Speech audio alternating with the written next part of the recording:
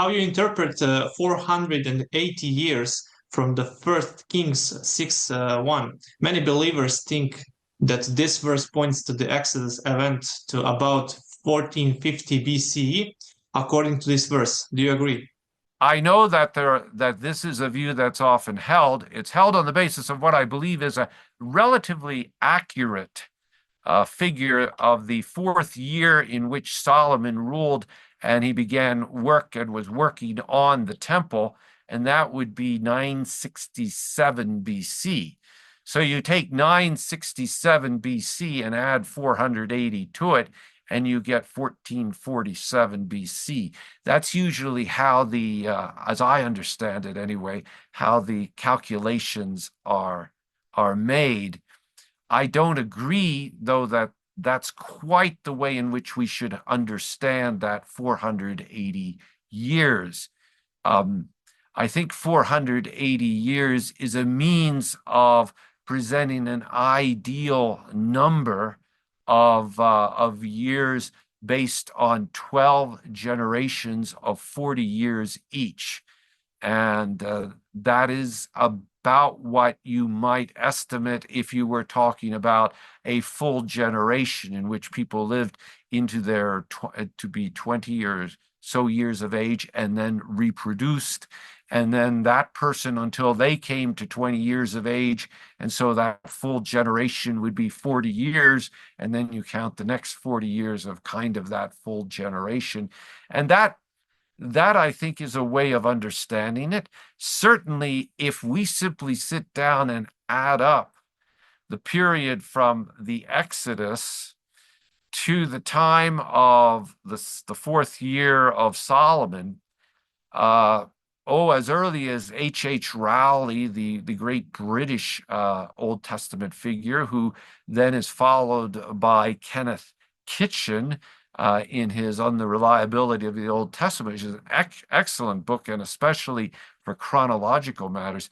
If you actually add up all those years to the best of our ability, and I think it's you get a minimum of 590 to 600 years, not 480 years. So the question then is, how do you understand this? I mean, certainly, is the Bible wrong by saying it's 480 years? Is it really 600 years or thereabouts? Which would push it back even earlier. Well, I would agree with Kitchen and others who look at this both as an ideal number, 480, but I would also say that in the period of the judges, many of the judges reigned simultaneously, or they served in their judgeships simultaneously. There are only one or two judges where it actually says, and after this, the next judge came into power and began to judge.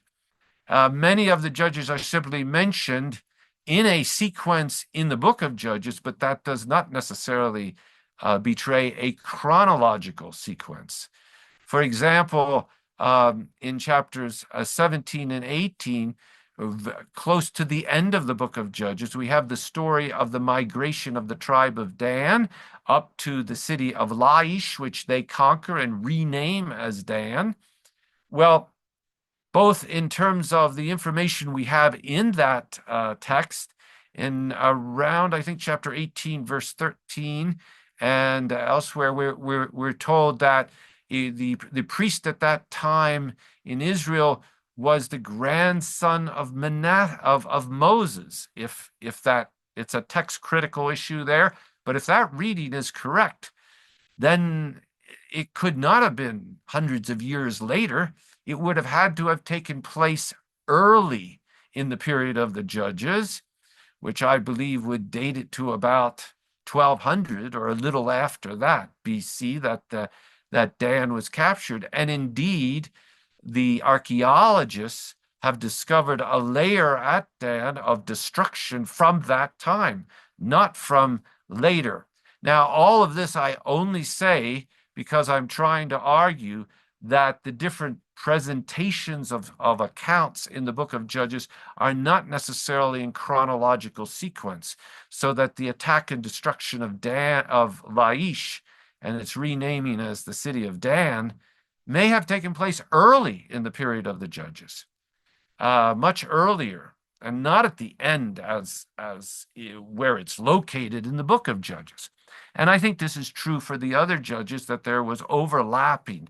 So I don't see that one should count the numbers sequentially. And even if you do, you don't get 480 years. So so this is not solved by simply assuming that, but rather I think we need to take into account that we have here a reference to a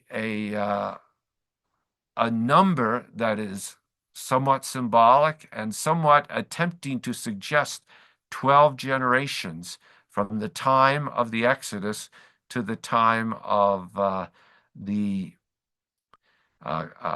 building of the temple. Excuse me. This is also there are a whole collection of arguments that I could bring to bear. We've talked about this a little bit in some of the earlier segments with regards to why I think the Exodus fits much better in the 13th century BC, about 200 years, a little less than 200 years after the 447 BC date. And there are arguments on that end too that make it very difficult to accept.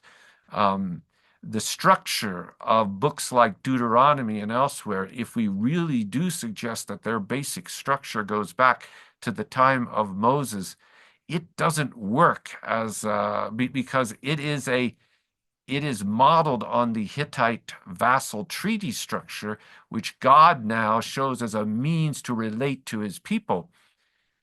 And that structure doesn't exist before the mid-14th century BC with the advent of Suppiluliuma, the Hittite king, and the text that we have from him. So there are chronological difficulties as well if you try to make this that early of a date.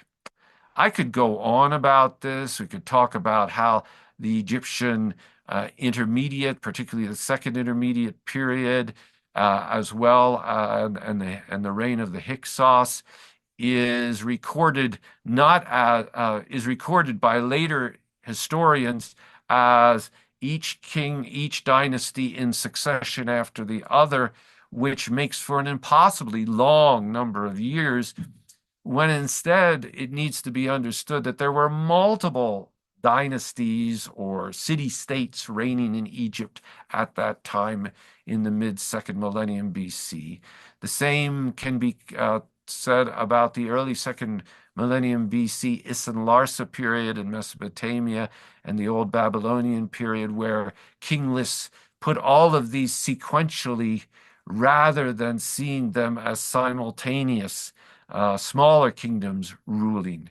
So it's not unknown, and in fact, it's consistent with the way in which these early records were kept and presented, that indeed this period of time of 480 years is best understood as a symbolic representation of 12 generations rather than as exactly 480 years, and that the Exodus is better seen in this 13th century BC. Incredible answer, thank you. And what about Jephthah in Judges 11 says that Israelites were 300 years in Canaan. If he lived around, let's say, 1100 BC, that would fit with the early Exodus date in the 15th century BC. What is your response? Yeah, no, it's an interesting aspect of Jephthah. Jephthah, of course, would not be presented as the pinnacle of moral integrity given the way in which the scriptures themselves present him. While I do believe he was a man of faith in God and who was used by God as a judge, I believe at the same time, in many ways, he represents a figure who is a kind of bandit, a leader of a group of dispossessed individuals, and and probably was involved in a variety of questionable ethical and moral activities, of which all of this sort of culminated in his vow to sacrifice whoever came out to greet him after his return from his exploits and military victories. And it turns out to be his daughter. And as far as we know, I believe he did sacrifice his daughter. So none of this is a reflection of a highly moral character. And I believe that Jephthah, in using 300 years, is using what is well known at that time, hyperbole, exaggeration, an expression of saying, well, look, even for 300 years, uh, this has been rightfully Israel's and doesn't belong to you guys, so we're coming after you. And I think that that is a picture consistent with who the figure of Jephthah is, rather than seeing it as, and the Bible nowhere endorses this 300 years as being the actual amount of time that Israel was present there. Yeah, and would you agree that he lived in around 1100 BC? Yeah, I think that's a reasonable approximation for the time of Jephthah. It is possible he was a bit earlier, but yeah, I think that's reasonable.